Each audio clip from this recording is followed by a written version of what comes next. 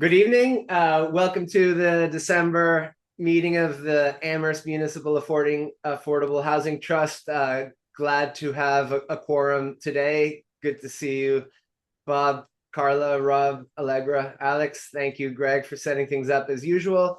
Why don't we go ahead and dive into our agenda? Um, uh, Unless we have any public comment unrelated to anything on the agenda, do we have anybody in the audience who has any public comment before we get started? Okay, well then let's go ahead and start our first agenda item, which is to talk about Massachusetts public banking.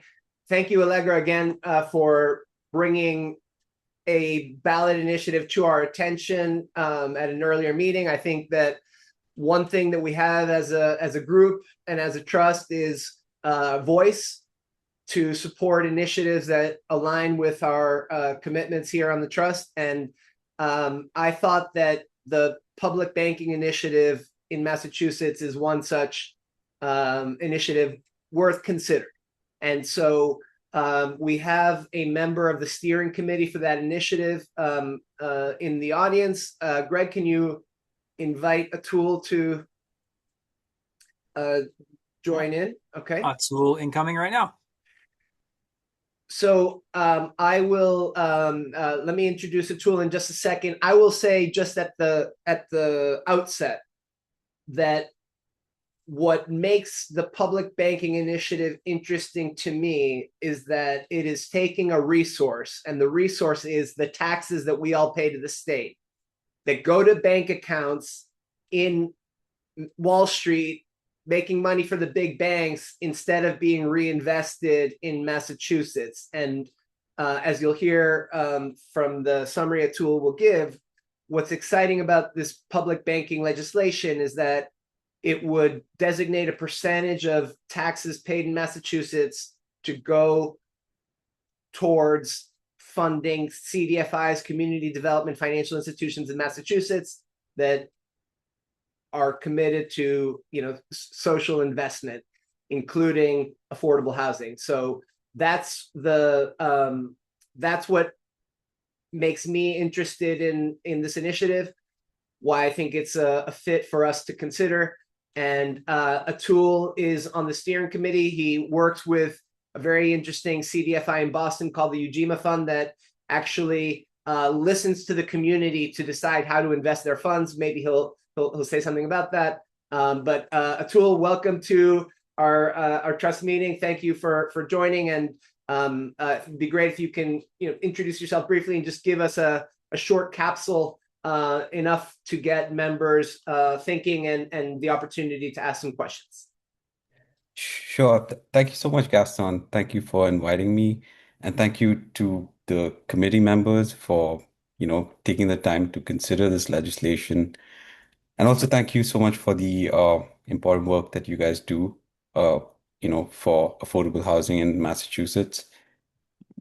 Just a, brief summary about myself. My name is Atul and I work with the Massachusetts Public Banking Coalition, primarily as an organizer, but I also work with the Boston UGMA project, like Gaston mentioned, which is a democratic investment fund that invests in Boston and that is also an active part of the public banking effort in Massachusetts.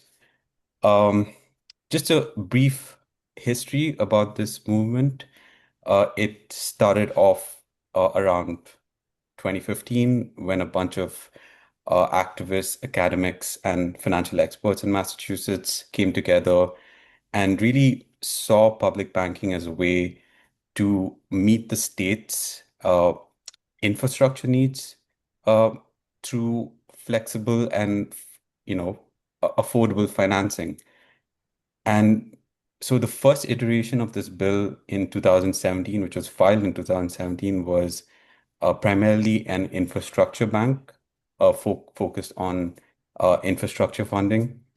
But later on, after COVID happened, the scope of the bill significantly increased to include priorities like small business financing, but also affordable housing financing in the state.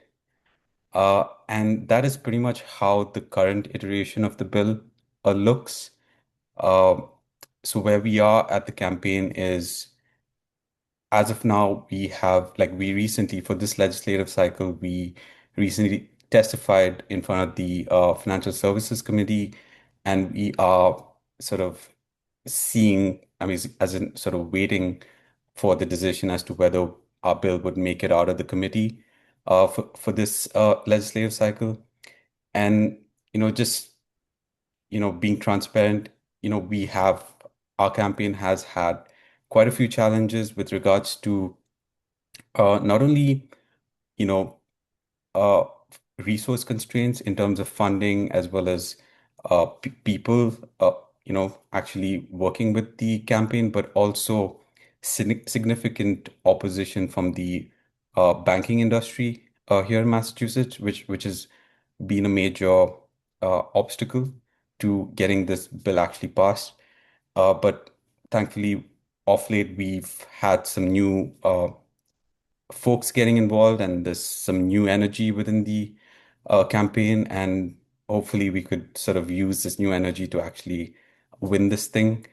Um, and with regards to affordable housing, uh, I can say what is actually written into the legislation is that um, affordable financing is actually a goal of the bank that's written into the into the bill, but also a major priority is the boosting of the lending capacity of CDFIs and CDCs in the state. Um, and as far as I'm aware, a lot of the focus of CDFIs and CDCs have been on affordable housing. So, this sort of boost, which takes the form of not only direct loans to these institutions, but also uh, actually participating in loans with these institutions, would significantly, you know, boost their lending capacity. And yeah, I think I'm just gonna leave it at that. Perfect. Yeah, yeah. Thanks, Hassan. So I wonder what questions do you have? What information would be useful to you to decide whether this is something that you think the trust should endorse? And the idea of giving an endorsement would be to see if we can help get more movement to help them get past the banks who are opposing this legislation and maybe give it a shot to get out of committee. So any questions or thoughts here? Allegra, please. Thank you so much for coming to present to us. And I guess I'm just wondering kind of what sorts of support has already been behind it, if there are towns that have thrown support behind, or if it's more like coalitions of nonprofits, or where are you seeing support coming from so far?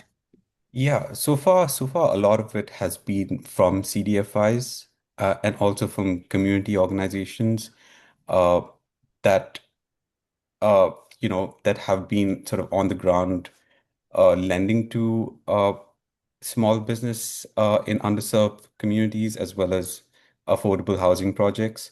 So that's been our major base of support so far.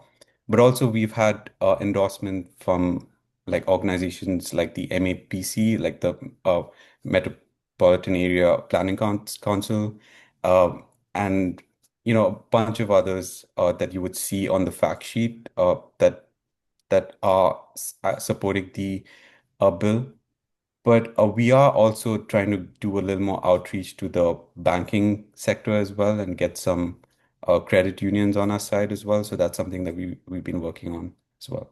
And just to read from the plan, we've got Metropolitan Area Planning Council, Metropolitan Mayors Coalition, Mass Budget and Policy Center, Boston Foundation, Ujima Project, Boston Worker Circle, Boston Impact Initiative, Environmental League. So primarily nonprofits that are, supporting communities directly in one way or another.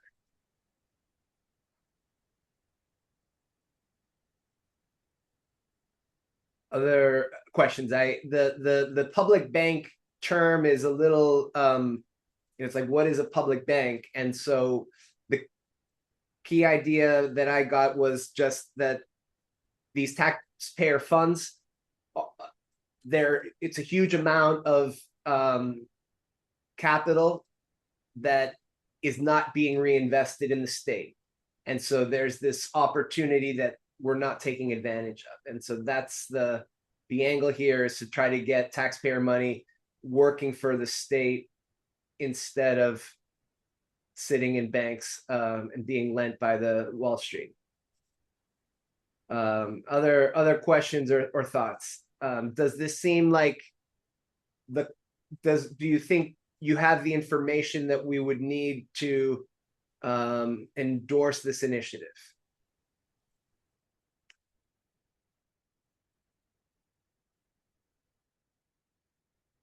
Okay, Allegra's got a thumbs up. Other thoughts? Has anyone heard of a public bank before? I'm curious. No? Okay. Yeah, Alex, you have. There's one in the country, North Dakota. Started in the 20s and has been going strong the whole time, but that's the only state level one right now in the country.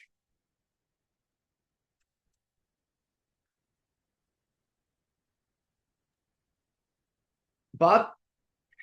Yeah, I think I'd have a lot more to sort of research in order to understand it better. I'm just wondering, in terms of the banks or others who are opposed to this, what are sort of their main reasons? I would guess it would have something to do with risk of taxpayer funds and possible patronage or risk of patronage or something like that. What are some of the arguments that those who are opposed have been making? Yeah, I think you're right, Bob. That's primarily the points that the banks would make with regards to risk of funds. But I think I think a lot of those concerns have been addressed. So particularly with regards to risk, um, I mean, it is important to note that when when we're talking about actually participation loans with CDFIs, we're talking about sort of investing in models that actually have been proven to work and have actually, like CDFIs and CDCs have actually proven that they're able to manage risk as well as meet financing needs that the current market does not meet.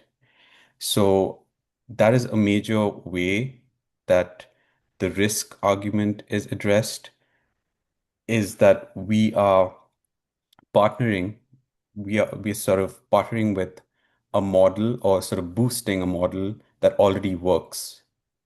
And currently, a lot of, like Gaston mentioned, a lot of these state funds are simply just sitting there in Wall Street banks, right? And a lot of those funds, so currently there is something called the Massachusetts Municipal Depository Trust, which holds close to 30 billion of the state's funds, and that's managed by a Wall Street bank. And what we're talking about is just taking a fraction of that and transferring it to actually invest inside of the state and sort of boost economic activity within the state and even, you know, increase the tax base significantly. And what we're talking about here is leveraging the benefits of what it is to be a bank, because there are a host of benefits that come with an institution like a bank, which provides uh, provides a state with the ability to lend a lot more than the capital it actually has by being part of a banking network, uh, which has a host of benefits to actually use the power of banking for the state's benefit.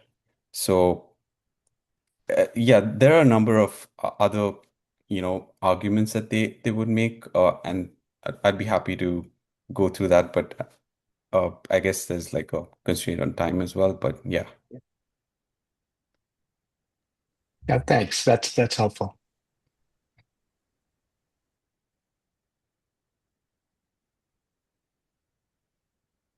Okay, well, I guess I saw a thumbs up from Allegra.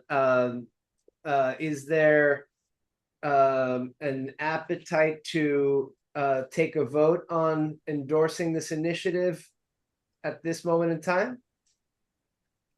I would prefer if we could maybe do it at the next meeting to give us sort of a chance to do a little more research and thought Okay, into it. sure. Does that work for everybody? Carla, what do you think based on what you've heard? I think for the initiative itself, I'm very positive about. I just always question the scope of what we're going to endorse. And I don't know Okay, if you know what I mean? That's just, yeah, and I'm not trying to be negative again. And about this particular initiative, I think is yeah, a great idea. I'm yes. just always hesitant because I can, it's not that I can't see how it's You're related. you're Because wondering it's not what very, I think it's yeah. just, it's not as narrowly connected to what we're Okay, doing. So right. So that's my only, yeah. what is the nexus of the things that are kind of in our bailiwick? Is Yeah, yeah, yeah. yeah, and So that's an important question, and we haven't addressed it other than as things have recently come up. So why don't we put that question itself at the start of our agenda next time? Greg, what do okay. you think? This kind of question generally, what is our kind of proper scope for the sorts of initiatives that we might endorse? And then we will, I guess, why don't we include a few more materials in the next packet so that you can dig in and do a little more reading ahead of that meeting. Does that make sense? Thoughts, Allegra, please? My only, I guess, question would be, is there any opinion from our local CDC? Oh, yes. Because I do see Laura Baker is on, Yes, and yes, that, not to put Laura on the spot or anything, but if there is, because the list of sponsors so far seems pretty Boston centric. yes. But again, I'm glad that No, the no, I think that we conversation. should if we could get any feedback from our audience. Laura, I don't know if you have heard of the public banking initiative or have any questions that you'd like to field or respond to Allegra's question. And Grace, same, and Maura, same question. Those of you joining us this evening, any comments or questions from you?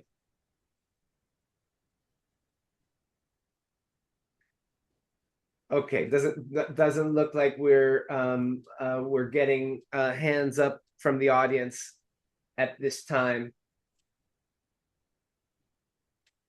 Oh, Greg, please.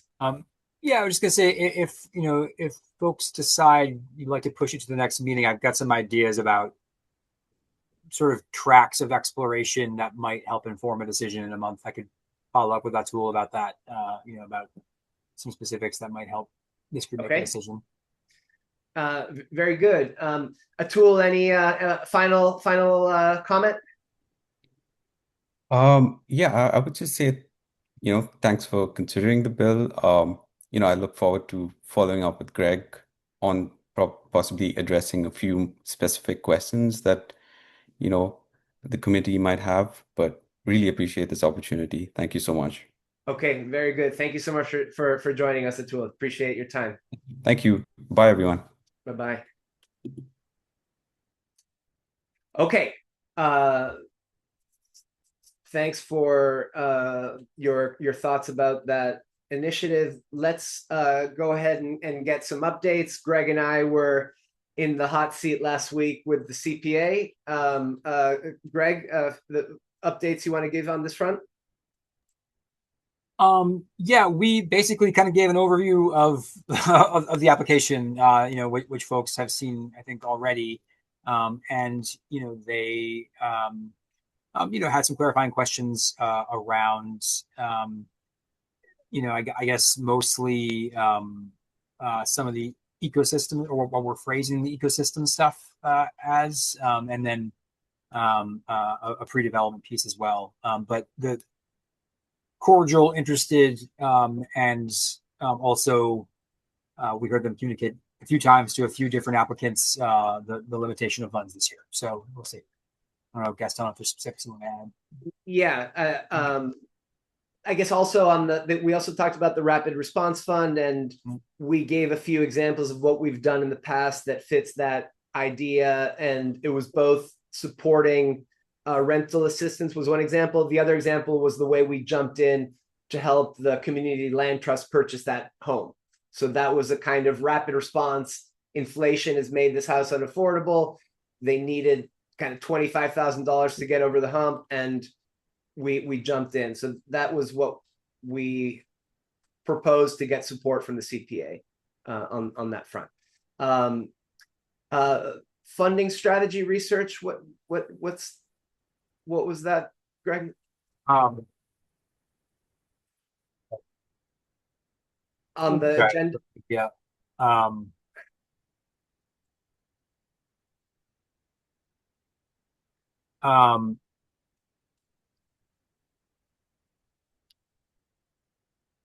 think that was a fancy abbreviation for something, and I think it was too fancy because it's failing me right now. Okay. I apologize for that.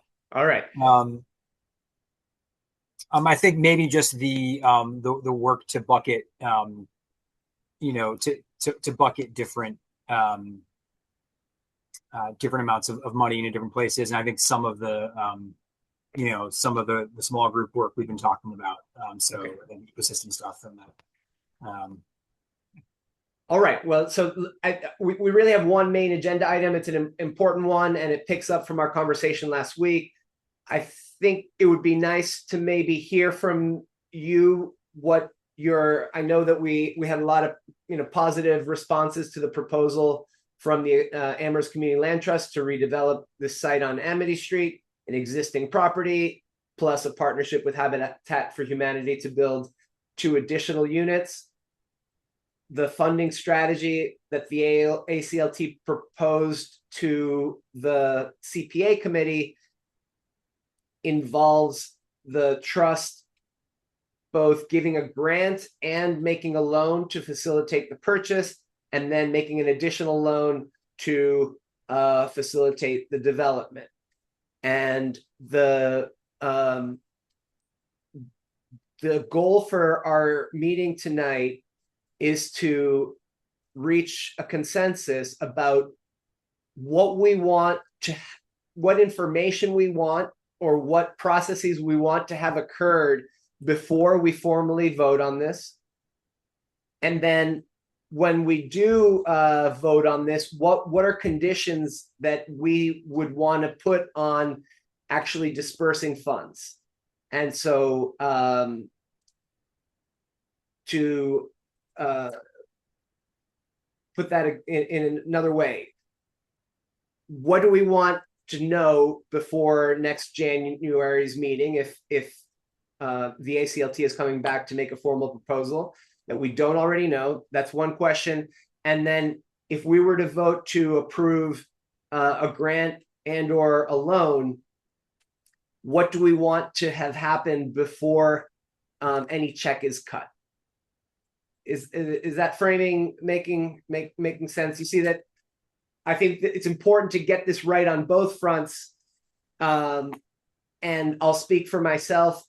I really want this project to happen, but I really want to make sure that we don't write a big check for a project that doesn't succeed and doesn't get developed.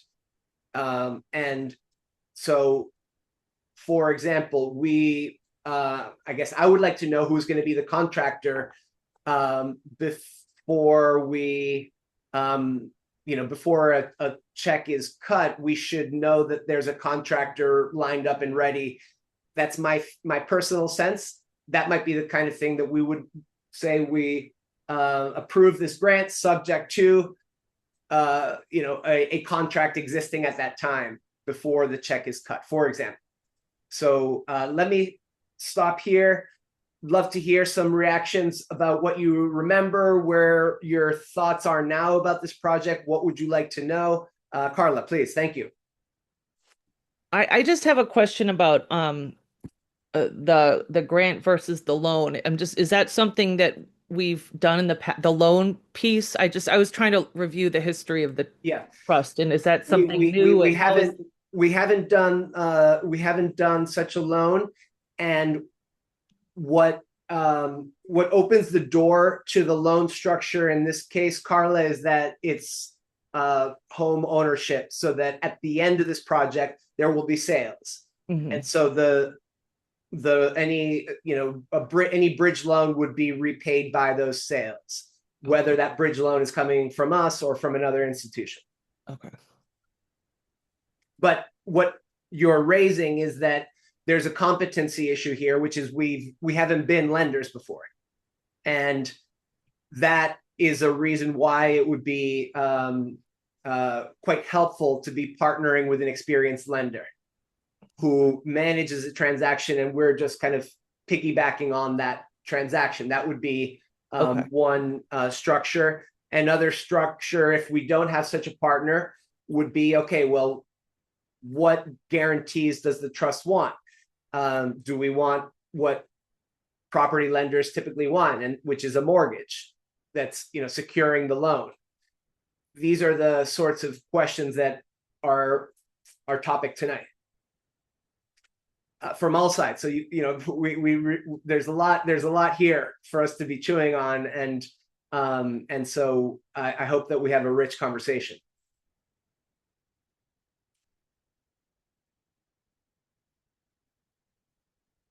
PJ.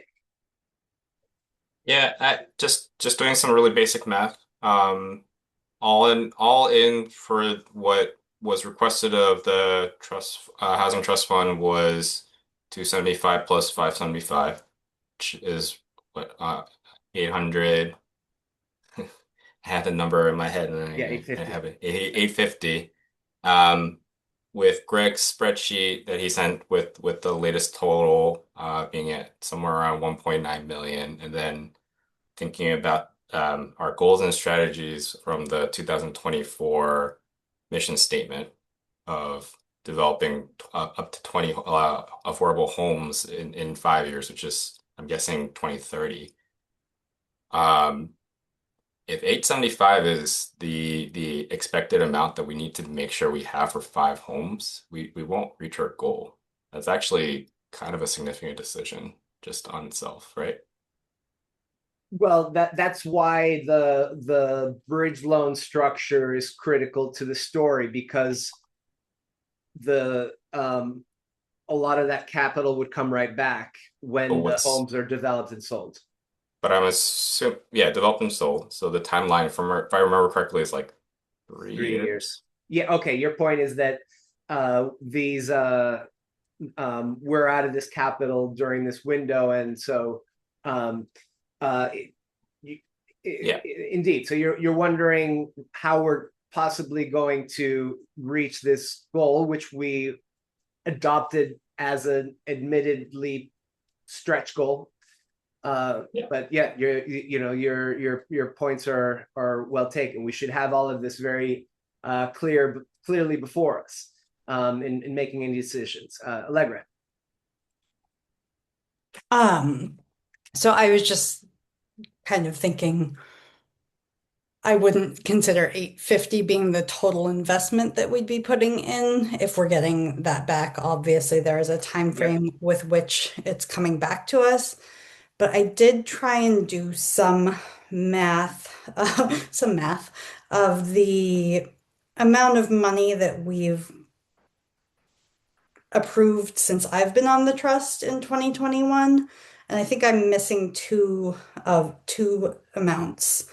But there was money towards Belchertown Road for maintenance of the properties that were there so that they didn't fall into disarray. There was East Gables, Amherst Community Homes, the Craig Doors rental subsidies, the ACLT property purchase, more money to Amherst Community Homes, and then a small amount of rental assistance to Community Action. And so that all from March 2021 to December of last year. So we have not made a disbursement this year at all. Is $1,073,000 altogether. And I think I'm missing, I think there was a request from Amherst Community Connections at some point that I can't find. But so just kind of looking at how we have and haven't spent money over the past couple of years, I do think that this is a big number and a big ask all at once, but I wonder what it would look like to maybe approve the grant first with some conditions, because that would allow, again, the leverage that we've given to other agencies to then be able to maybe go finance in a traditional banking setting to say, we support this project, we think it's really important, and we are showing that by giving them some money. They have asked for more. We'd like to see now you throw in some, and then they can, we can go back to the discussion about more. But I was looking at the application process that we had worked on in 2024 too, which I'm grateful that Greg sent back out, because I was like, do we even have an application? Like, I don't remember seeing one in any of these previous things, which I think is a good thing that we're having this discussion and having this greater discussion in the trust about how are we prioritizing things and how are we going to allocate funding. And I do think that somewhere in that was like a percentage of what money we would like to see going towards homeownership. And I believe it was at least 20% towards homeownership costs. So for me, I think that this is a really important project. And I think that, again, it does hit like a quarter of our overall home ownership development goal. And in terms of breaking it down per unit, I think it depends on if you're looking at the 275 request or the 850 request. I mean, I think the Amherst Community Homes, we ended up giving about like 50,000 to 59,000 per unit. And this would be a greater cost per unit. But again, the perpetuity of the affordability is also an important key in my mind, thinking about, well, this isn't just, I don't know, this I'm not going to math right now, but like whatever number, 275 divided by 5, like whatever that is. I apologize for not being on my game right now, but over the course of 99 years, not just like a one-time 1 year type payment. So I think that's something that I would strongly advocate for us if we are going to separate things out, to at least talk about approving the grant quicker than approving the loan. If there are also other areas that we are suggesting that they look for funding, because I do believe that was part of the conversation last time. If that's something that we're trying to help facilitate, I think that, again, having our commitment could help those conversations with more conventional banks. If we decide that that's how we want to go about doing things. So that's what I've got. Thank you very much. No, that's extremely helpful. So if I can try to capture the core commitments, Allegra, this is a very important project. The grant amount is well within the range of what we've given in the past, and it should maybe be adjusted higher given the unique features of this project, it would really be helpful to get other lending on board here so that our capital can go to other projects as well. Is that all consistent with your comments? Good. Let's keep the conversation going. There is, this is there's a lot of timing issue in this whole project, and one possibility for addressing timing is for possibly for the trust to support the purchase of an option to formalize the seller's commitment to sell at a given price up through a given date, which would start giving that commitment, but also maybe give a clear runway of how much time there is to get third-party lenders in the mix. Right now, it's not clear what the window of time is to get third-party lenders. When would they need to be on board for this to work is a little hazy at this moment in time. Carla. Just to clarify too, because I was looking at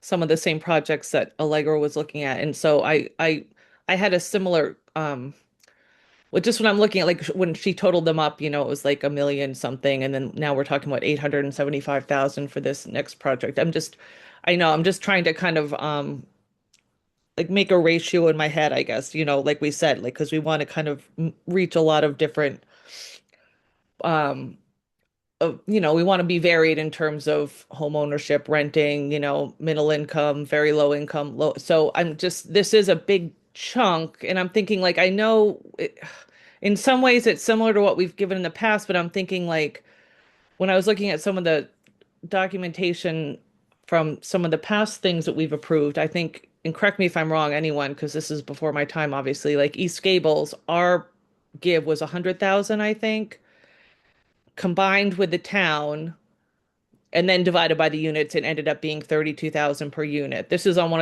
from a couple of years ago, a paper I saw on the trust website. And then, like, Ball Lane, it said we gave 250,000 combined with what the town gave, that's 50,000 per unit. So that's kind of in line with what we're talking about, like 55,000 per unit, for this particular project.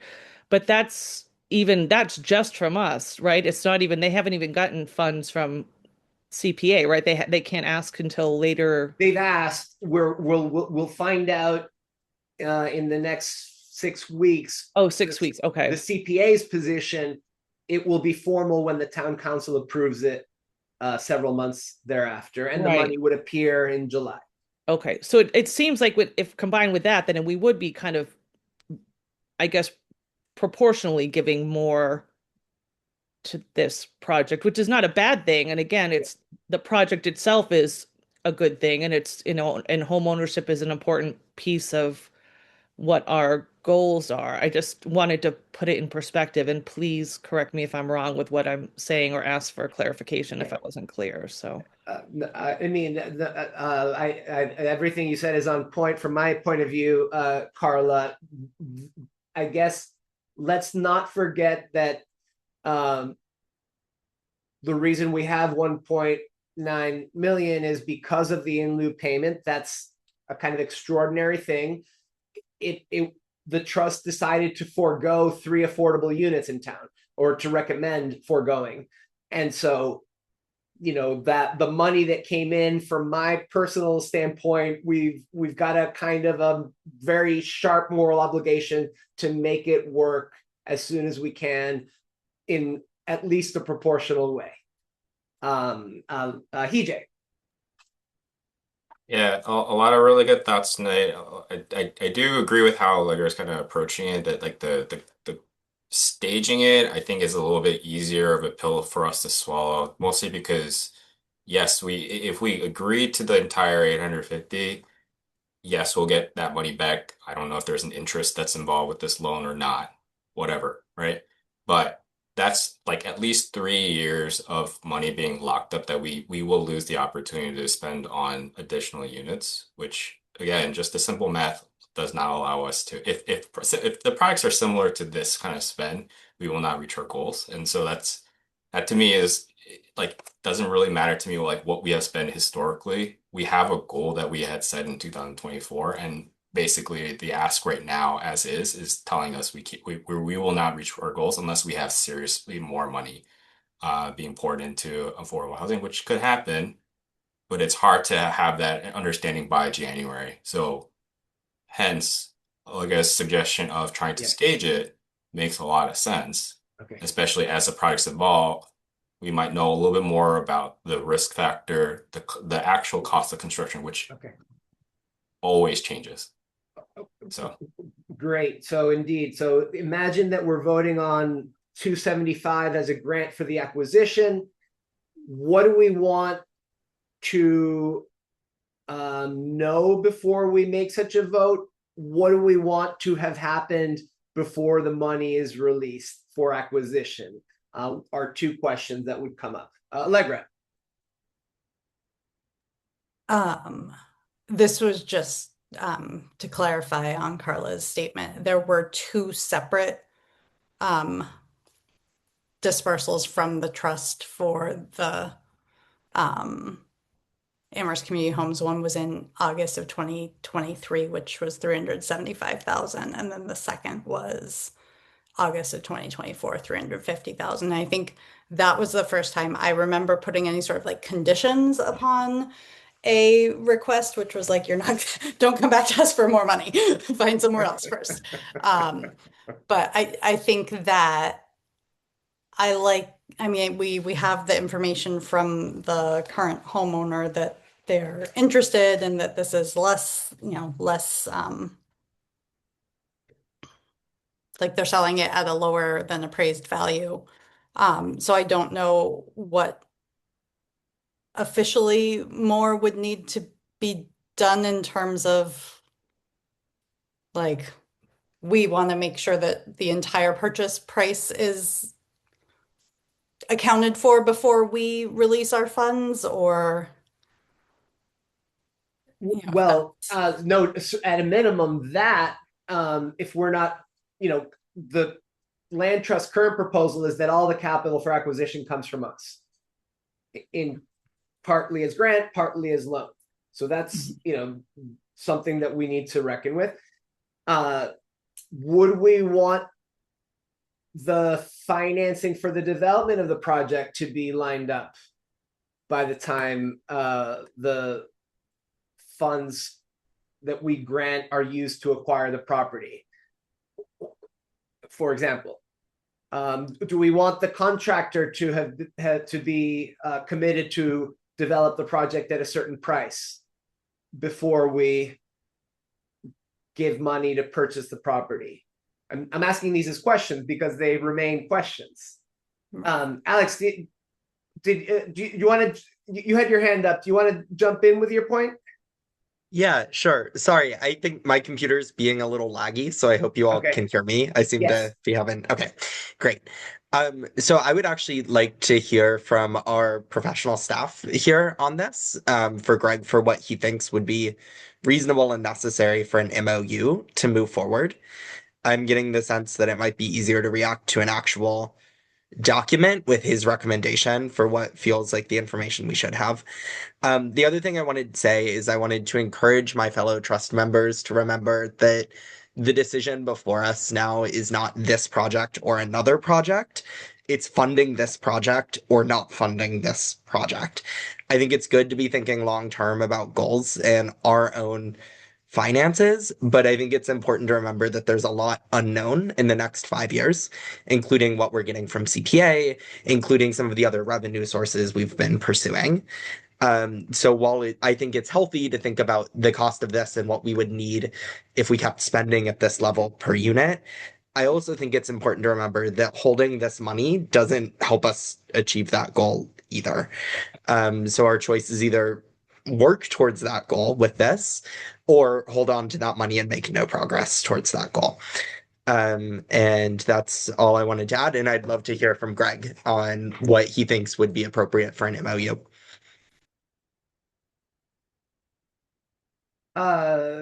Greg, do you want to speak now or yeah? I'd be happy to, if that's helpful, or if other folks want insert some questions in before I do that. I see EJ and Bob Go have some for it, feedback. Greg. Bob, do you want to pose your issue? Would your posing your issue be something that you'd like to hear Greg respond to as well? It doesn't necessarily All right, pick Greg, up on Alex's. It yeah. may be a little separate. It's in response more to your question about what do we want to know, what do we want to see happen. So it can go anytime. Yeah, Greg, why don't you take up Alex's request, please?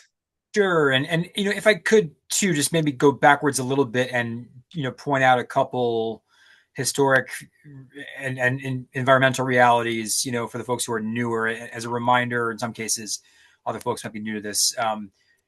One of the unique dynamics of this proposed project is for a few different reasons. There's likely not like formal state money available. So unlike our regular practice, where our goal is to leverage other monies and put in a modest amount, here the opportunity is entirely on us. So what's interesting is the proposed per unit costs are quite a bit lower than we've seen for other developments. However, the proposal is, at least as of right now, that we cover the entirety of those unit costs along with CPA. And so it kind of depends how important leverage is to you when you're weighing that. And the other thing too, is, I guess that was kind of the main environmental point. As to the specifics and what might belong in an MOU, I've got some notes, and Gaston and I have chatted informally about a bit of this. One concrete thing, which is like a lot of this stuff is somewhat pro forma. Some of it might take time. Some of it might shake out more significant concerns. For example, right now we've seen an informal letter from the owner committing to a price, and we have a more formal appraisal, so we know what that price, what that delta is as far as the donation, if you will. But I'd probably prefer a legal version of that letter. That represented more a formalized site control for ACLT. And in turn, something that an attorney has reviewed from both parties, and that the town can then show to our attorneys. I think we probably need something more formal than we have at the moment. Another one that stands out is simply sort of clarity on, sort of what the timing of the deal, as we talked about a little bit.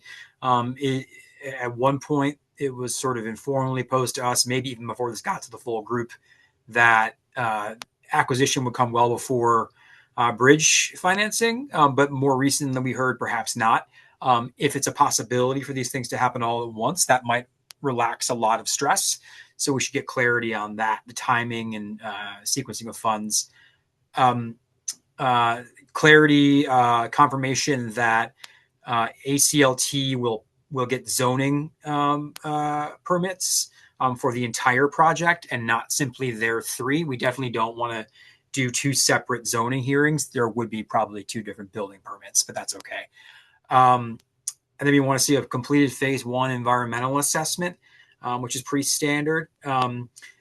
We also need to connect with between us and ACLT and some different matters with the Executive Office of Housing and Livable Communities on two separate things.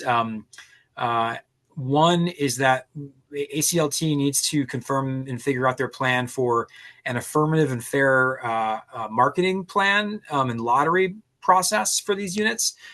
They have proposed that they want to self-certify in that, which, if they can pull it off, could be great. But they need to communicate with EOHLC and understand what the hurdles are to that, and if it's possible.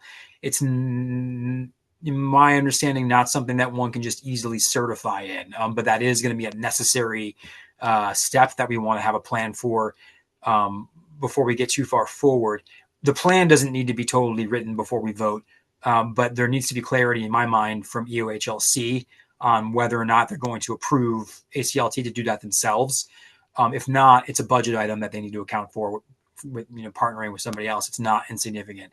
And then another sort of EOHLC related matter is is pricing. I believe, and I think we might have lost Laura, unfortunately, she came back. But I believe because the goal is to put these units, like most units we do, on the SHI list and to use CPA funds in all likelihood if it's successful. I believe EUHLC therefore would be on the deed restriction and therefore possibly involved in pricing the units. And we need to understand what the we don't need the final price. That's impossible until you're in the contemporary rate environment and income environment 3 years in the future. But we need to understand what EUHLC's sort of timeline and formula is for pricing to confirm the the sale prices that they have now and figure out really what those, because the sale prices are going to be a window.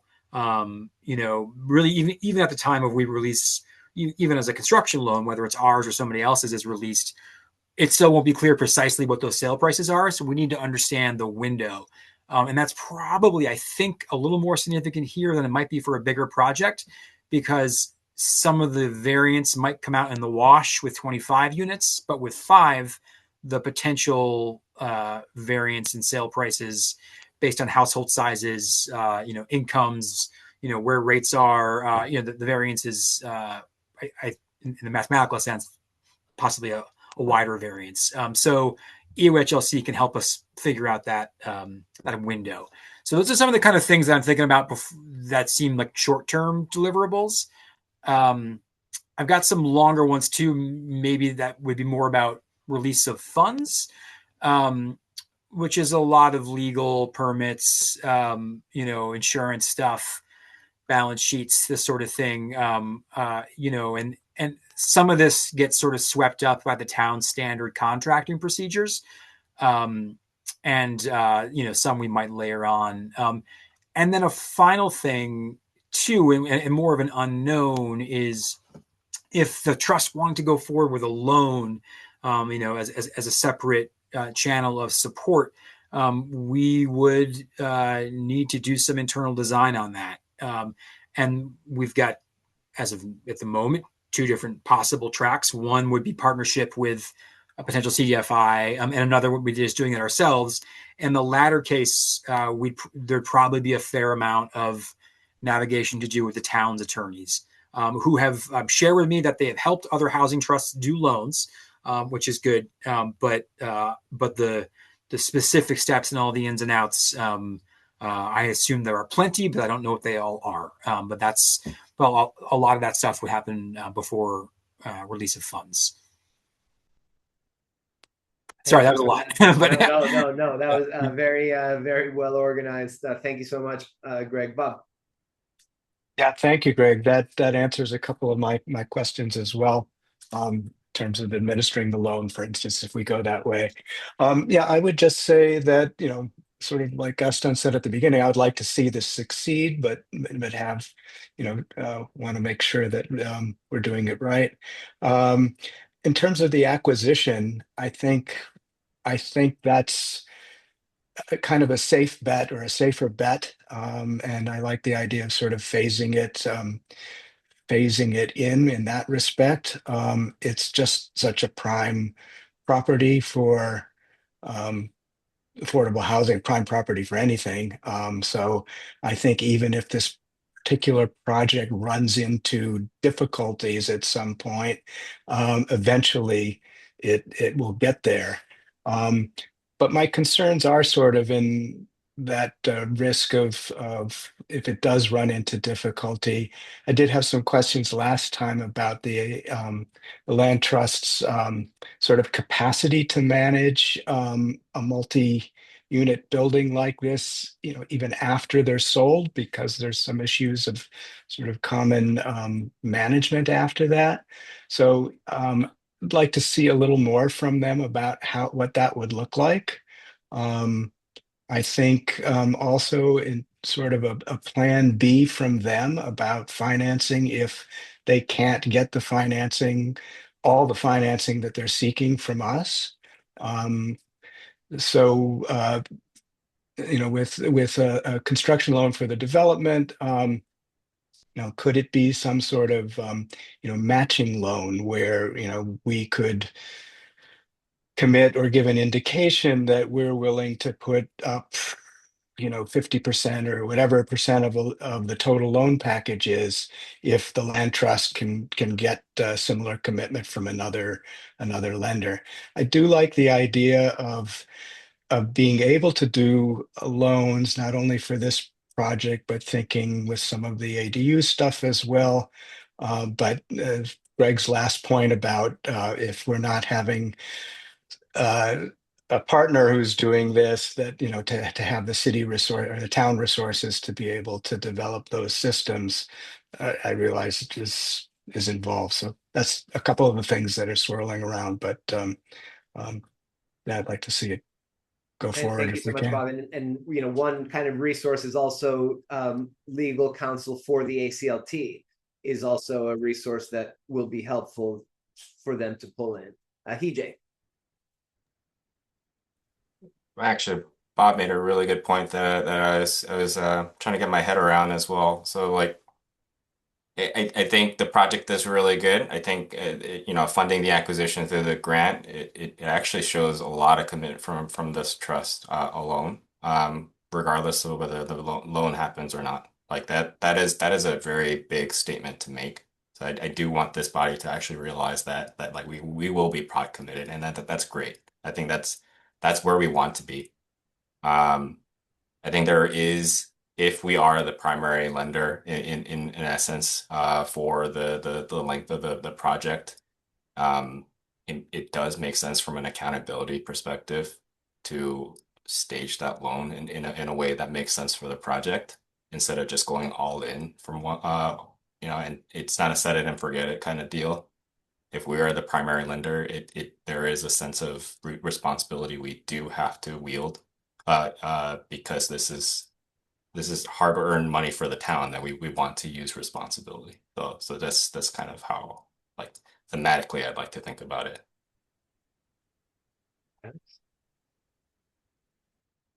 Yeah, Alex. Yeah, Greg, thank you for your incredibly thorough answer. Sorry for putting you on the spot. I want to make sure I understand the process here a little bit. So from my understanding, so I'll say what I think is happening, and then please tell me where that's not accurate. From my understanding, we can ask you, Greg, to write and draft a MOU between us and ACLT that would be approved by our town attorney, that would say that basically we are committed to funding this project in this way if these conditions are met, and thereby basically empower you to enter that contract on behalf of the trust as at such a time as you deem that those requirements are met. Is that correct?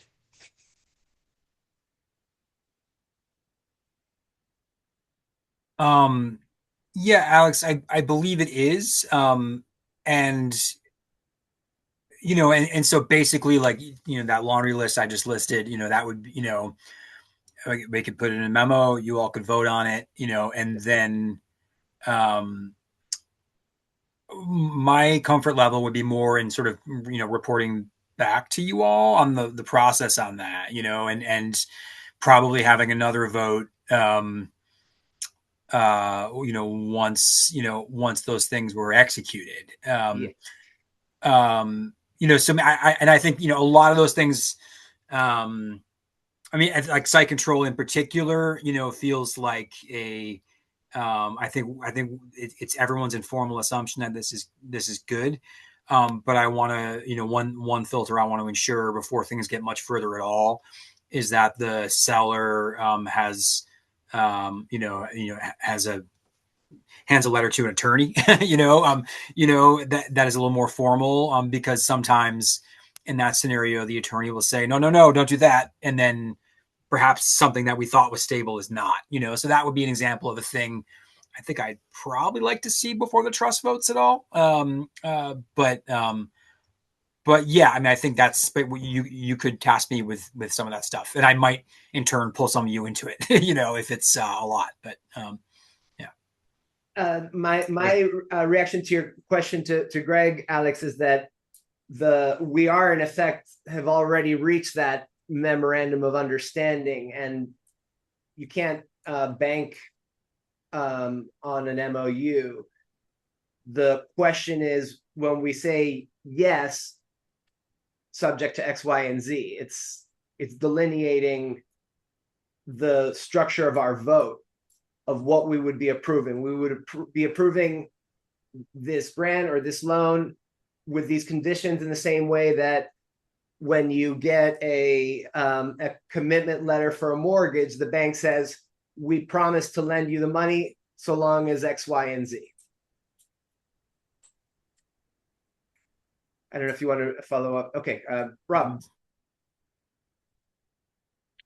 Yeah, so just to kind of, I guess, clarify where I'm at the moment. So very much, Gaston, I agree that I'm in that same boat. It's like I really want to move this forward. Everything sounds great. This sounds like exactly why I wanted to be, a part of this trust, is to help approve these kind of projects. But it's, again, doing our due diligence is really, really important. And I think that kind of working with others to try and see how we can structure a potential loan is important. But then also Allegra's point, I also agree with.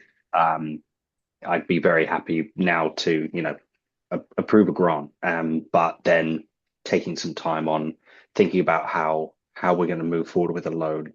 And just with this project in general, I'm a big fan of where it's located, what kind of statement it shows from us on behalf of the town, and also just it shows the work that we're trying to do and the support we're showing by the action of going forward with the grant, but then taking that time with the loan to see if it's something that is best for all parties, because we don't want to commit to something that is bigger than we thought it was. So that's just kind of where I'm at the moment.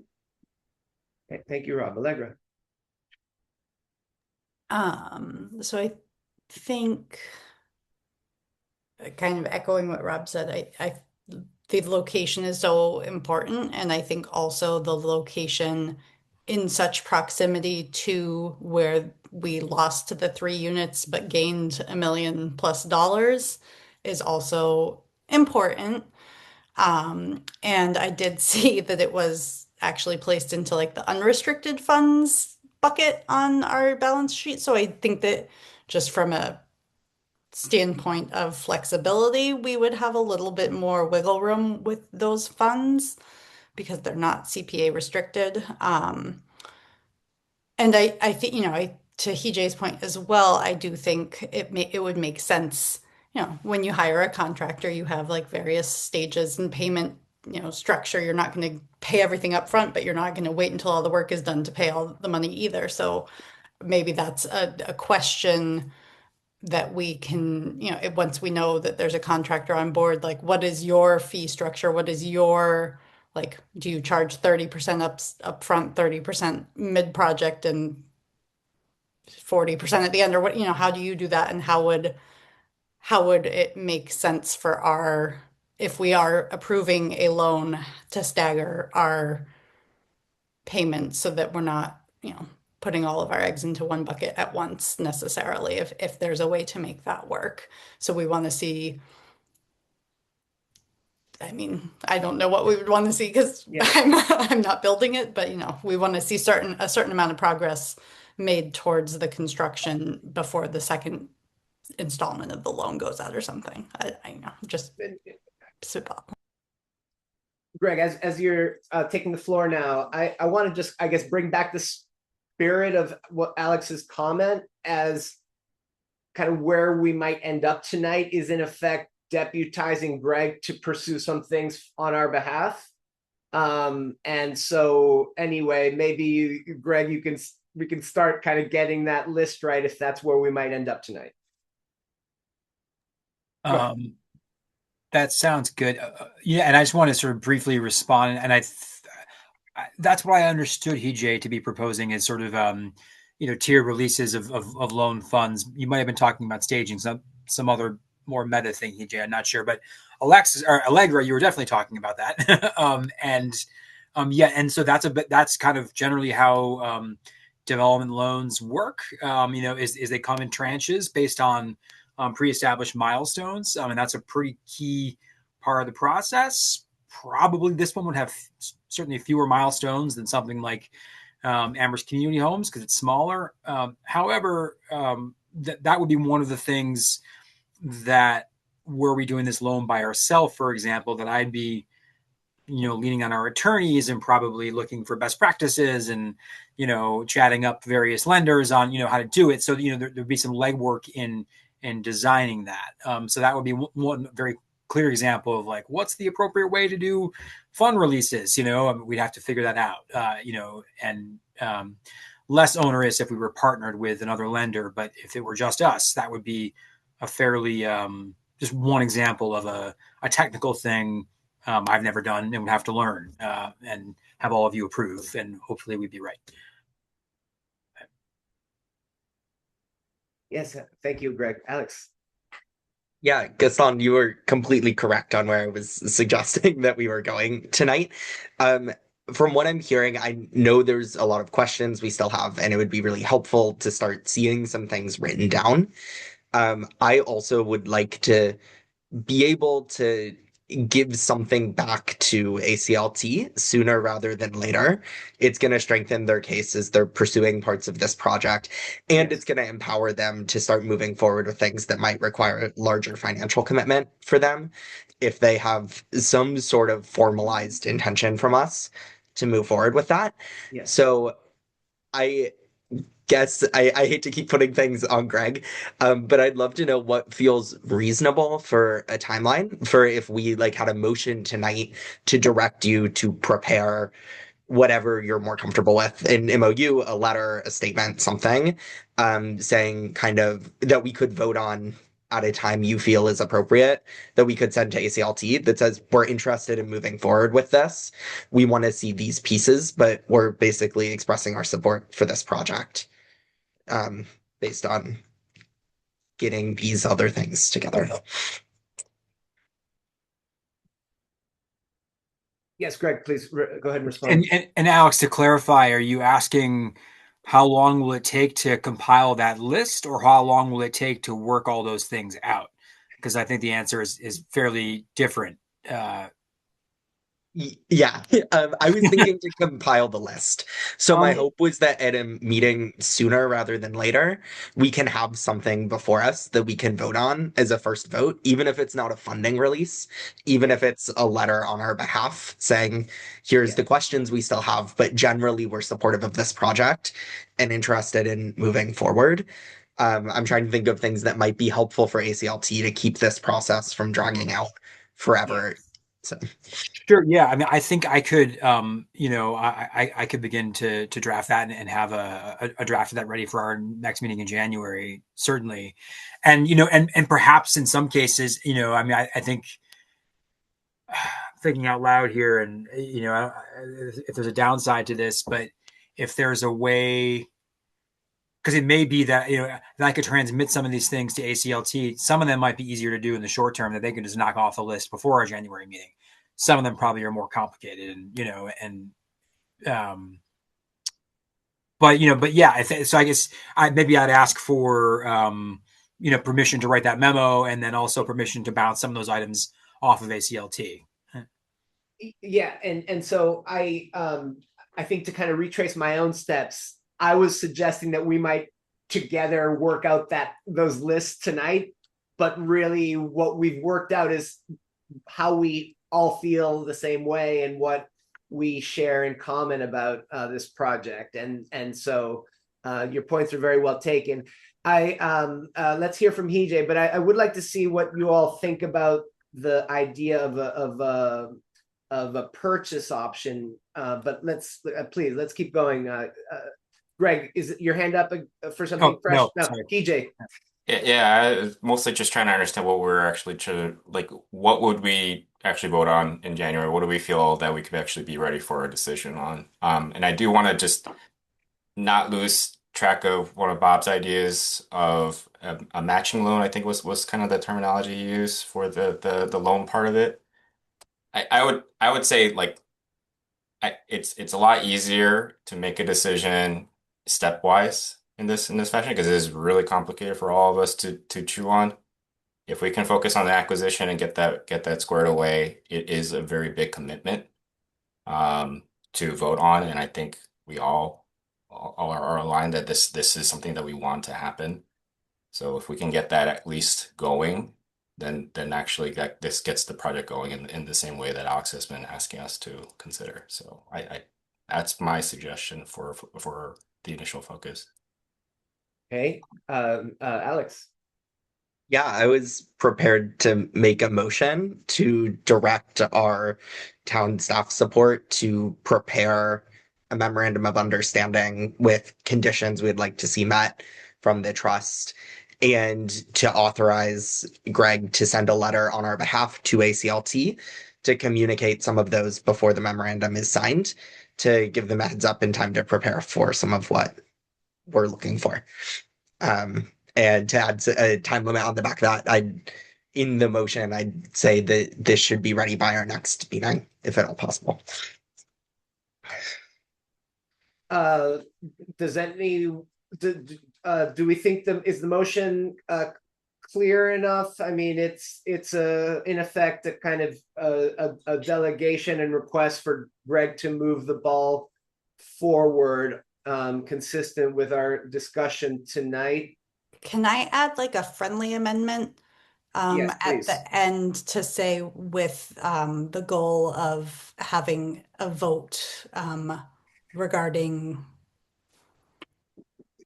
Yes, well, not dispersal of funds, but like commitment of funds at our January meeting? Because that is we have discussion about the. I guess we didn't have a second yet, and Yeah, I was so gonna say we need a second. we need a second to the motion before we can have the friendly amendment and a discussion thereon. I So, will second the motion. okay, and you first. want to accept. move to and so now we're in discussion and so seeing is your hand for the discussion, Alex? Go ahead then. I was gonna say I accept Allegra's friendly amendment because she Well, I want to suggested it and discuss it. seconded. So okay. Okay. So here's my concern, everyone. My concern is that if that we could be in April, just like, are we ready yet? Are we ready yet? As opposed to like, I think this Alex's motion is, I think, meant to not get us, not have that happen, so that we're all clear about where we're going and how. And I guess I'm the reason why I personally like the idea of a purchase option is that it gives everybody a clear time frame instead of like this idea we just have to do it all, but we know we can't do it all at once. We don't have a clear runway right now. To do everything that needs to be done is my feeling. And so I don't know. I don't know what vote we can be ready for in January. I'm trying to so because are we open to funding the whole acquisition with a grant? Or do we want to, because that's not the proposal on the table, do we want to lend part of the purchase money and grant part of the purchase money? I guess I'll stop here. Alex, your hand? I'll let others go first. Okay. Sorry, I'm trying to write more formal language for my motion on the fly. So yeah, okay. So Allegra, I understood that your friendly amendment, which Alex accepted, was being ready to vote on something in January. So I guess I'm a little confused because I thought that's where we started this meeting saying It was. So you're rightly confused. But I guess also my question would be, is what your concern about the purchase option, is that something that might be addressed by Greg's work that we may or may not direct him to do? Uh, well, I'll let Greg answer that.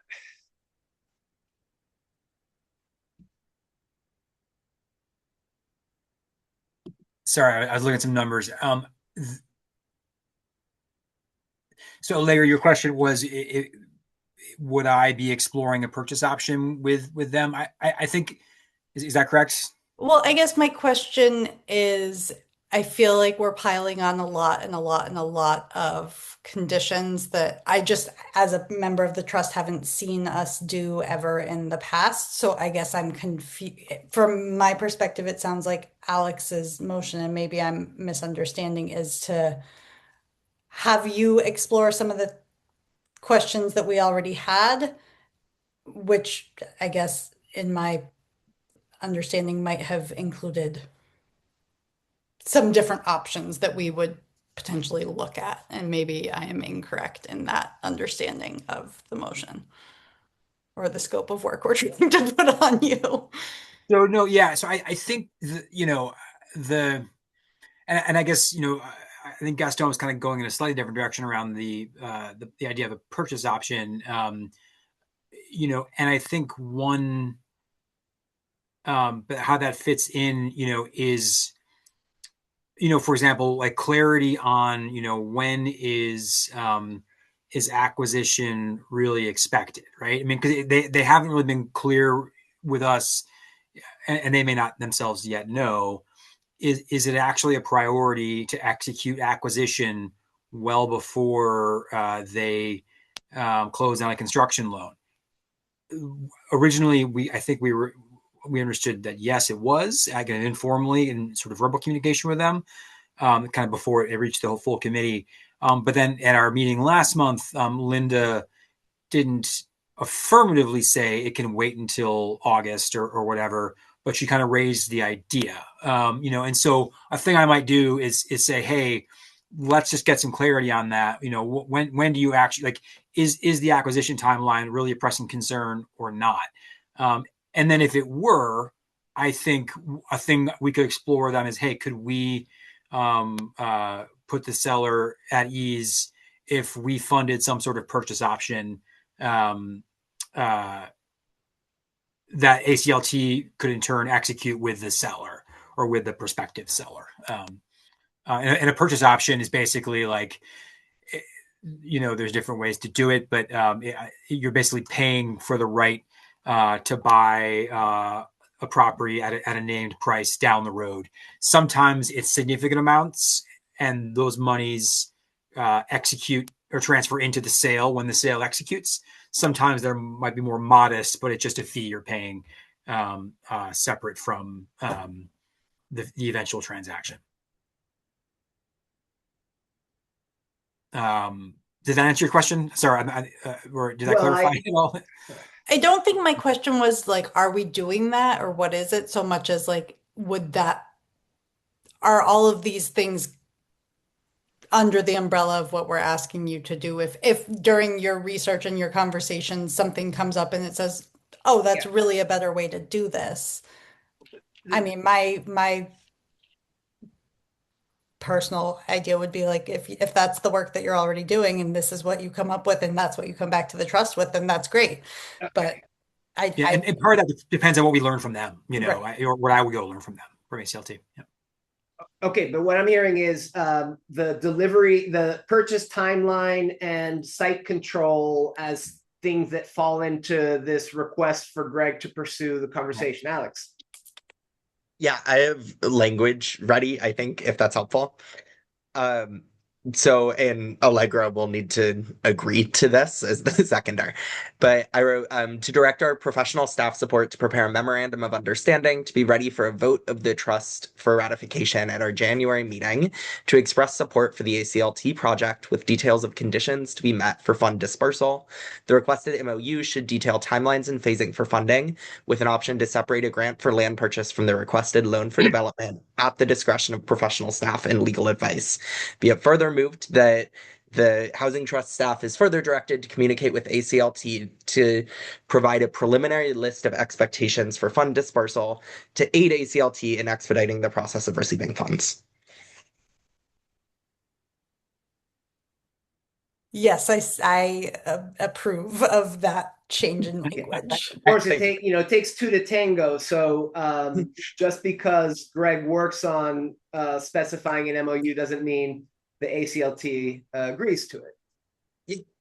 Yeah. Which is true. But the hope for this is that we would be in a position to authorize signing this at our January meeting, Okay. and then it could go to ACLT, and hopefully they would also agree. Alex, thank you for that. And I will ask for the text. But I think one, and I lost the thread a little bit midway. But one phrase you had in there was dispersal of funds, which is not where we'd be. It would be kind of a commitment of funds. Dispersal is going to happen after contracting, all that stuff, down the line, right? So I dispersal understood Alex meant that, if we know what our condition will be down the line, that should be in the MOU now, is what I understood you to be. Yeah. Okay. And so, and Alex and Allegra, since you're the sponsors of this motion, do you contemplate, or are you okay with Greg trying to work with ACLT ahead of our next meeting to get this right? Yes. Okay, good. Yes, Bob, comment, please. Oh, and this would also indicate that if Greg's able to speak with them in advance, that we'd have some indication at the January meeting about whether it's in line with what their thinking is, right? And is a focusing question is, would this memorandum be narrowly focused on a grant or be inclusive of a grant and a loan? The language as written says that it can be separated at your discretion, Greg. So with what you're comfortable with, I just emailed you the text if that would be helpful. It might actually be helpful if you can pull it up and share it on screen, if that's possible. I guess my reaction here is, if we're going to talk about an MOU, if we want to formalize an MOU, and I see that the value of doing that being structuring our work right now, then it should be for the whole. It should be a memorandum of understanding of the involvement that we, would like, how we would like to be involved in this whole thing, is what I think should be the scope. And I am not hearing anyone opposed to our lending. And what I've heard is, Jay and Bob suggest the idea of making a lending commitment that is based on getting a match, but that's on the table of what Greg can work with, is what I understand our motion on the table would do. Bob, do you have a follow-up there? Yeah, I think it can be the whole thing, but as far as the loan goes, I think it's in January, it's not going to be a commitment yet. It can be maybe an intention, and it'll, these are the things we want to have done.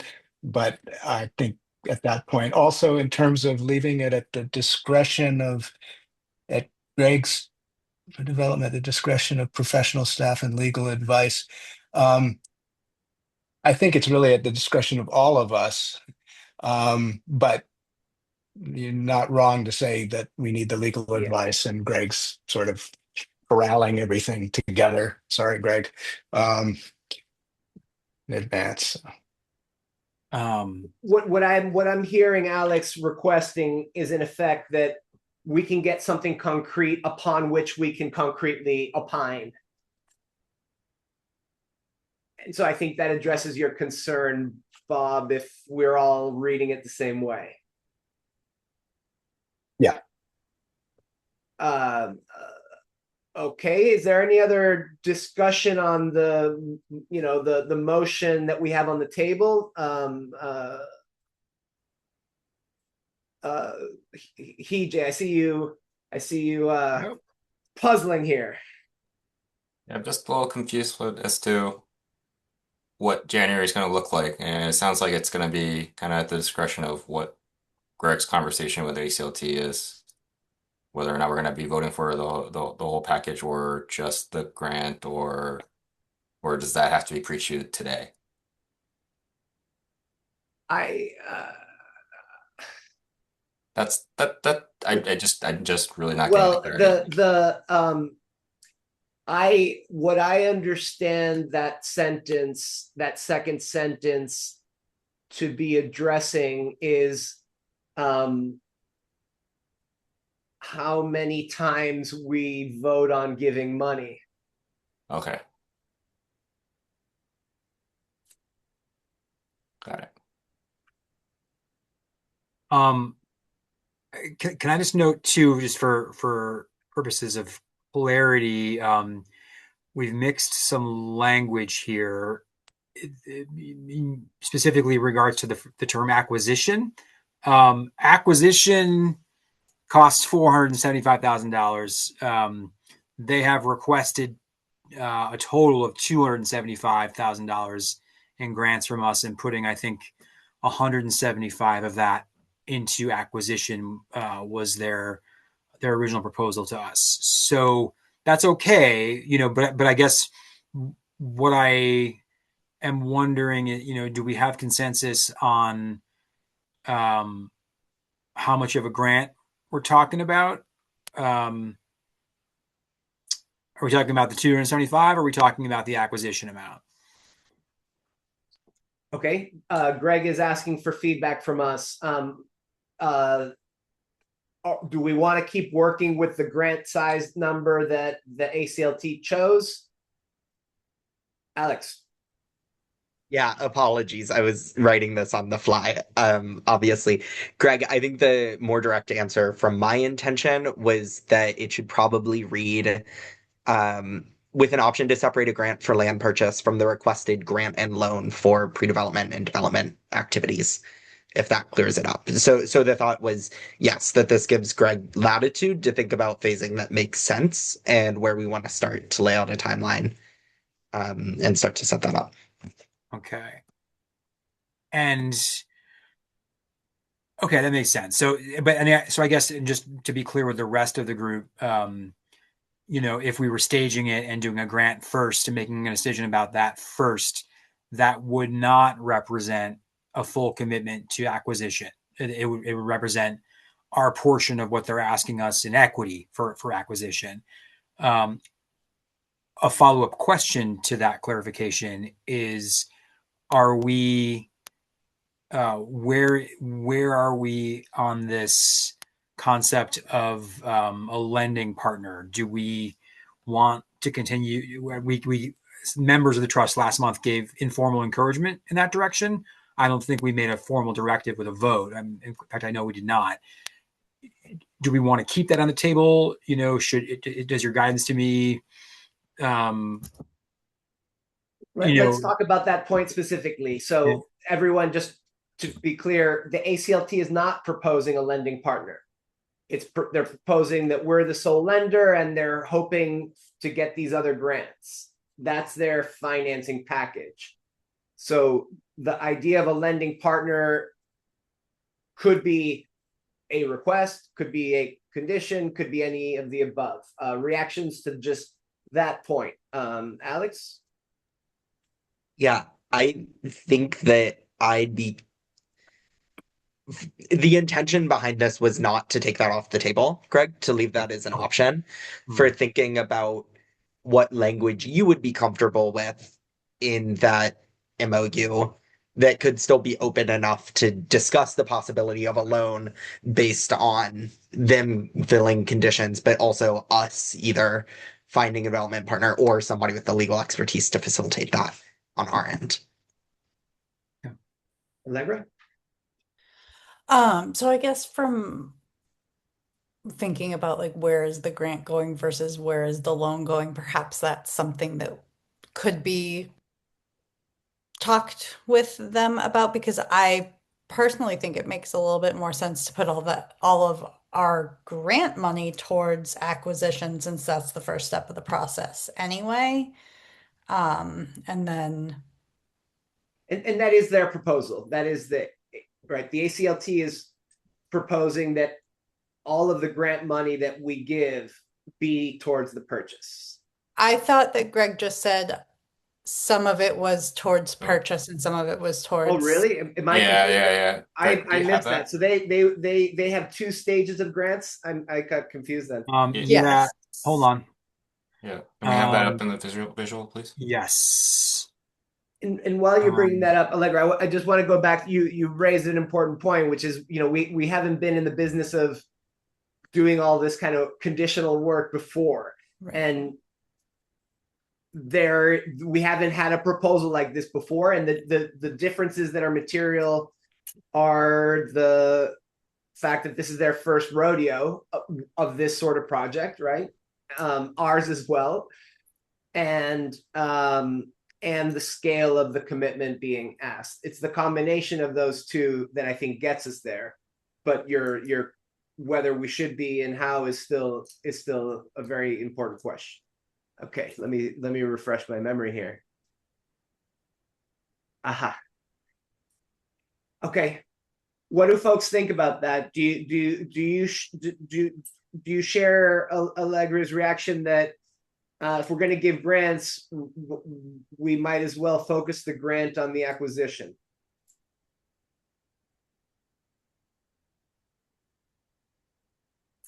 PJ. I think we're assuming that there's no redevelopment that's happening at the same time, right? They didn't have any buckets for something that they want to spend at the same time as acquisition, right? I guess that Greg, would you vanished. maybe be a question then, Yeah. to address how did they come to put those buckets where they are? Because again, I've never lent people money to purchase and redevelop houses before, but I would imagine that you can't do anything without acquiring the property first. So I don't Unless know if the it's redevelopment yeah. up front would be like the environmental study, like if they're putting money towards that, or if it's kind of pre-development type things that we would generally see. But that might just be a question of would they be willing to reconsider or able to reconsider what buckets go where if other people feel that perhaps a grant towards acquisition makes more sense. It honestly, I don't think if we're talking about a 0% loan, I don't think it ultimately makes any difference here at all. I think they were probably, we have to ask, Greg, you should ask. I think they were probably just trying to make it more palatable by splitting it that way in some way. But I don't think it makes an economic difference that I can see yet. Bob. Yeah, I don't think it makes economic difference. It probably just administratively would take longer to pull that Probably together. makes tax differences that who knows. Yeah. No, I kind of like Allegra's thinking in this about focusing on the grant, whether we could do the whole 475 as a grant, which is what they need for the acquisition. I'm not sure, but at the least, if we took that 100 from the grant for redevelopment and shifted it to the left, that's 275, and possibly a little more than that. But and that goes back to HJ's point too about it is quite a statement if we do that. Supporting the acquisition. Yeah, I would lean towards looking at that. Thank you, Alex. I just wanted to be clear that the motion on the table does not mean we're committing to any dispersal of funds tonight. It does not mean we're committing to support this project. It is authorizing our staff, Greg, to start moving towards that so we can have a more formal vote on it in January. So I just want to make that clear. And the intention of the language was to be broad enough that as he's working towards that, Greg can split this up as he sees fit so we can actually have something actionable on January, whatever that feels ready for from Greg. So if he gets magically everything done and he's like, here's all of it, here's the phasing, here's the loan terms, great. And more realistically, if that's not feasible, at least coming forward with here's a rough outline. I've started talking with ACLT. I've started interfacing with our town attorney. I just want to make sure that he has authorization from us to start doing that work so that we can move in that direction and actually have something actionable come January. Okay, good. So yes, we're getting talking about it fatigue. We want more action here. So I'm gonna take a roll call vote here unless there are any further comments. Rob. Yes. Aye. Okay. Carla. Aye. Hijay. Aye. Bob. Yes. I Gaston say yes. Allegra. Yes. Alex. Aye. Okay, so motion passes unanimously. We want to see something clear to vote on.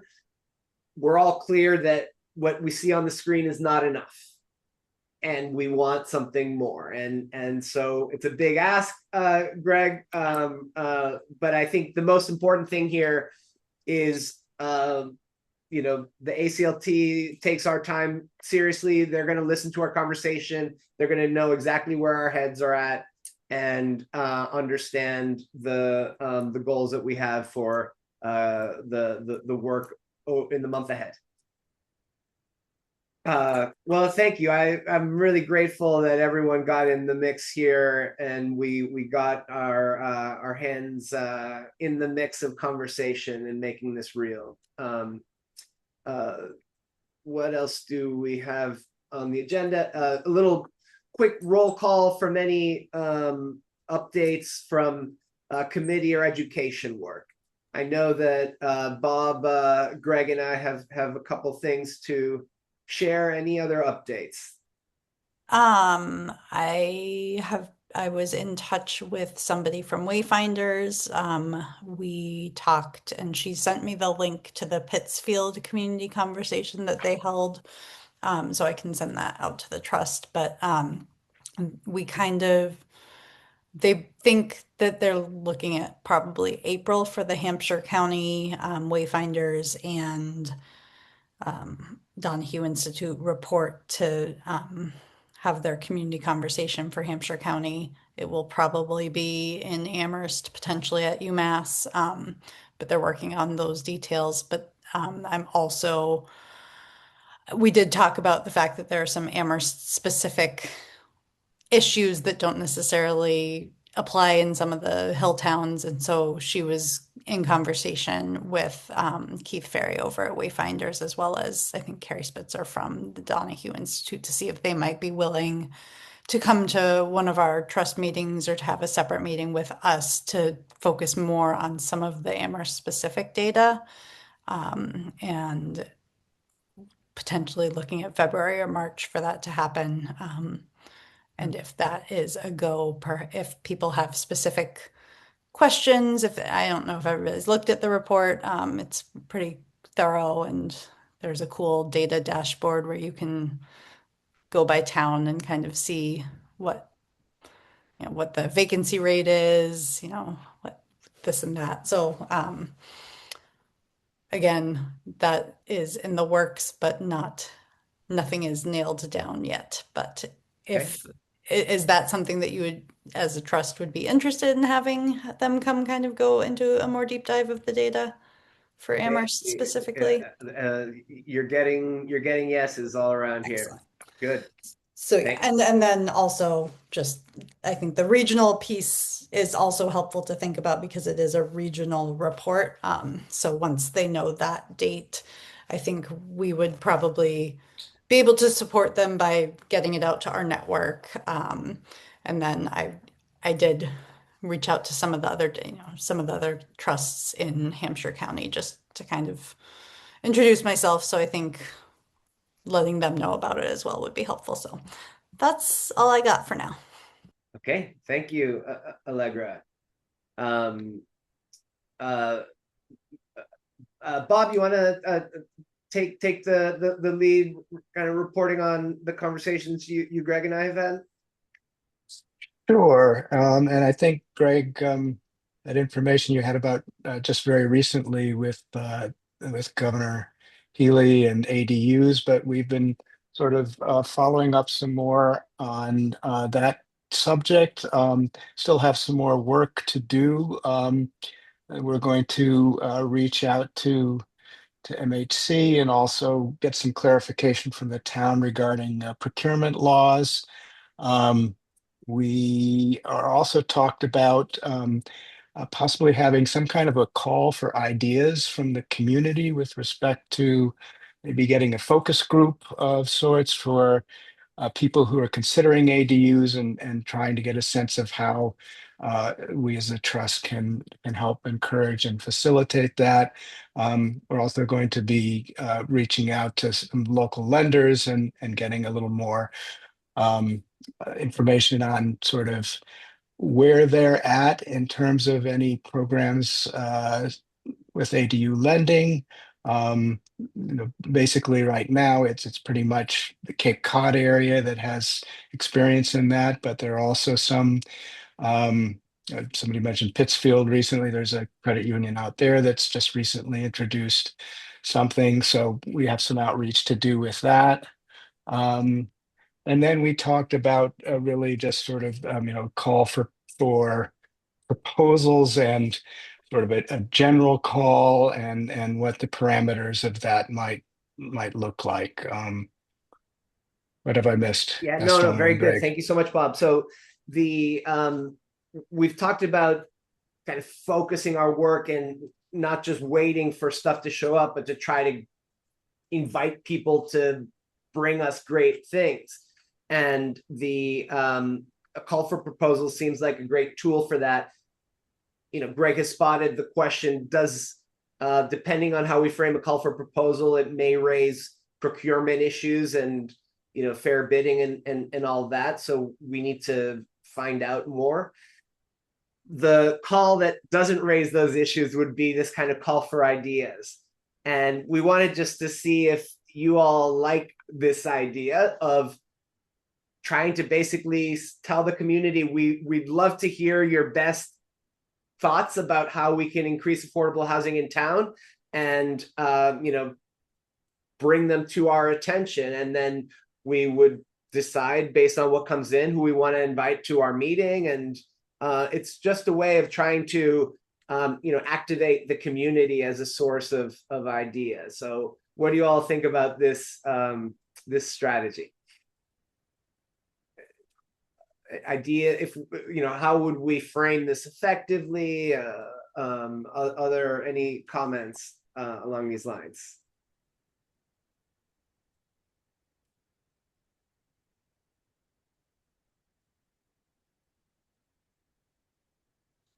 Well, any opposition to this approach? That's no. Okay, so then if there's no opposition, your feedback is solicited.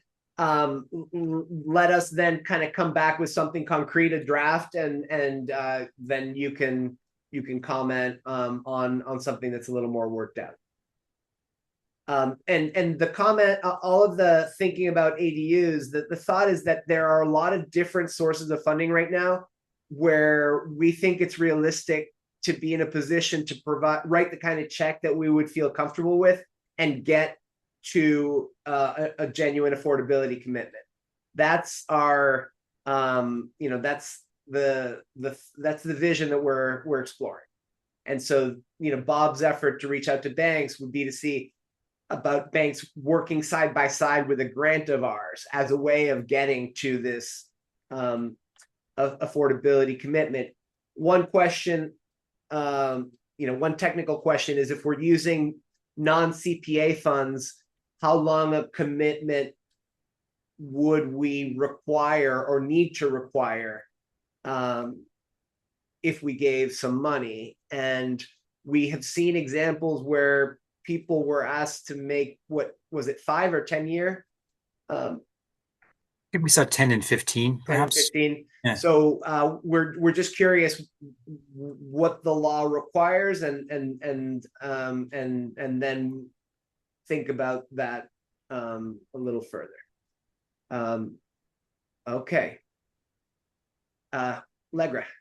I don't know if this is something that has come up, but is there any way, whatever the law says, say it's 10 years, but then that's like the bare minimum we would require, but we could incentivize further longer affordability time periods? For sure. So question then would be, how we might do that. Maybe it's a question of kind of coming back to us again, and we kind of give another help for the next period. And Greg, you want to respond further? well, yeah, I mean, I think just one of the basic dynamics we're exploring is like, if there's a way to do work like this, presumably per customer or per loan or grant, the idea would be that it would be a relatively modest amount of money paired with some private financing, and so a commensurately more modest commitment of affordability. If it were a more substantial investment, probably there would be a commensurate, more extended affordability obligation, I think, is sort of the principle we're working with. So if we're giving you, a little bit of just a couple of points off the loan, it's not that significant. Maybe it's 10 years. If it's a big $50,000 equity investment, maybe it's 20 or 30. I think that's the matrix to be worked out. But EJ. Just wondering if there's a way to think about the types of, like, the portions of projects that would be helpful to actually maybe just offer as a package. That way it's like a little bit more understood for like a given project that we're expecting this amount of cost. Like if it's like some sort of pre-development cost to understand, like we can help kickstart your project by doing this much, and that's like an understood amount. That's like a little bit more efficient for us to then help the process rather than doing everything ad hoc and understand every project. Like, I think that would be the goal is to get to where it was a clear, certainly by the time it was on the street, it would need to be super clear along the lines of what you're talking about, I think. Okay. Yeah. So what you're saying, EJ, is, apply for a $20,000 grant or apply for a $50,000 grant. Here are the conditions. Here's what you need to show. That's what you kind of like, if there's like parts of projects that are a little bit more understood and the costs are more like predictable, that we can say, hey, like we'll give you this to do this. Would that incentivize you to build an ADU? Good. So that people can start exploring and know what they can count on and be able to, good. And, the other angle on that same outcome that we're looking at is the standardized plans as a way of knowing what it's going to take and having a streamlined path there. Yep. Good. Well, just to comment that the initiative from the state is really ambitious and exciting. They're doing design challenges. They've got money allocated for loans. They've got money for grants. So we're kind of going with the grain here. And so the notion of supporting ADUs that are affordable becomes that much more realistic if there's state money and other sources as well. Okay, any item not not on the agenda that you have identified, Alex? I see Greg's hand is up, so we might be going for the same thing. Some big housing updates from the town. So, Greg, if you want to talk about that from the last council meeting, or I'm happy to. Sure. So Alex lives in City Hall now. We are now proud owners of an approved housing production plan in the town of Amherst. Oh, wow. Okay. As of Monday evening. now both the planning board and the town council have approved the housing production plan, which ends. Well, it doesn't go to end because now it goes on. We send it off to the state, who we would expect to receive approval from, presuming they approve it, between 90 and 120 days or so. Hopefully faster than that. So yeah, thank you all. Or I guess some of you weren't here when we did a lot of feedback sessions, but the trust sort of helped seed some of the early ideas in there, and it is unchanged from the June version that the planning board approved. And among the strategies in there, in fact, are pre-approved. I'm not sure if it says ADU, but pre-approved housing plans, syncing with what the state is doing. So maybe there's a window for us to find a way to be in front of the line and be early collaborators with some of those state initiatives, which were just announced yesterday, by the way. That's all coming pretty fast. And then also at the council meeting on Monday, the council took an action to declare the VFW property surplus, which is ultimately like a ministerial action, which needed to get done, but had a fair amount of bureaucracy before it could get done, but is now done. So now the next step with that would be to release an RFP of the VFW property. So I think, Alex, did I miss anything significant on the housing news, or is that it?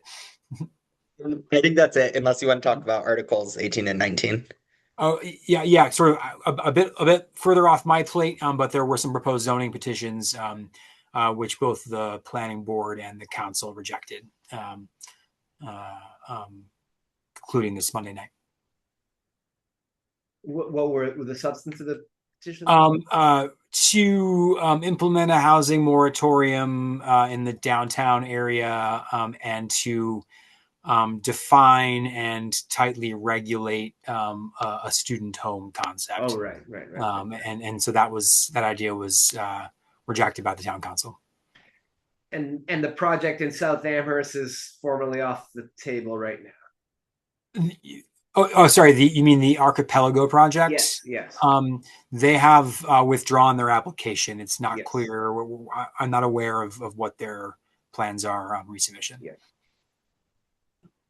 But the South Amherst School is still So that is still in process and early in process, right? We will wrap up our engagement with the Narrowgate.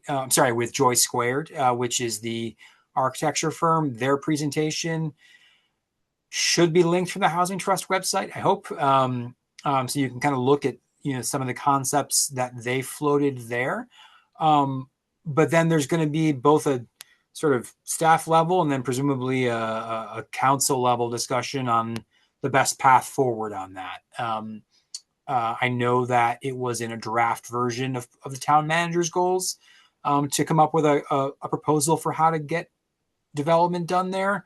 I don't know when those goals are finalized and if it will remain in there or not. But it is an interesting property, with a lot of advantages and and some challenges around size as well. So I think it's there's still a lot of exploration to do. And one of the things that the Joy Squared engagement wasn't designed to focus on, was the realities of financial viability for different developer profiles, and finding the right match there would be pretty key if we were to go forward. It's not the kind of property that any tax credit affordable housing developer is going to jump on without giving it a lot of consideration. Is that because of the historical? A combination, the capacity for units. It is the of the three options Joy Squared produced, the one with the most units, which on that site, looks pretty healthy, in size. It could work, but it's pretty sizable, context wise for the neighborhood. That would probably be the bare minimum of what a tax credit developer would want to pursue And and one strategy would be to find ways to de-risk the property, find a way to do some sort of advanced permitting before an RFP. If it is determined that the school absolutely has to go, one approach might be to to demolish the school before it was RFP'd. That would have downsides as well. So there's a lot of open questions about it. But I think the issue with tax credits is it's at the very floor of what developers want, and there wouldn't be a whole lot of income for them. So one strategy to de-risk it might be to find a way to do some pre-development support, which is a thing we talked about at the trust. So that might be a connection for how the trust conceivably could play a role there down the road, is with pre-development funding. So a developer's not taking all the risk themselves.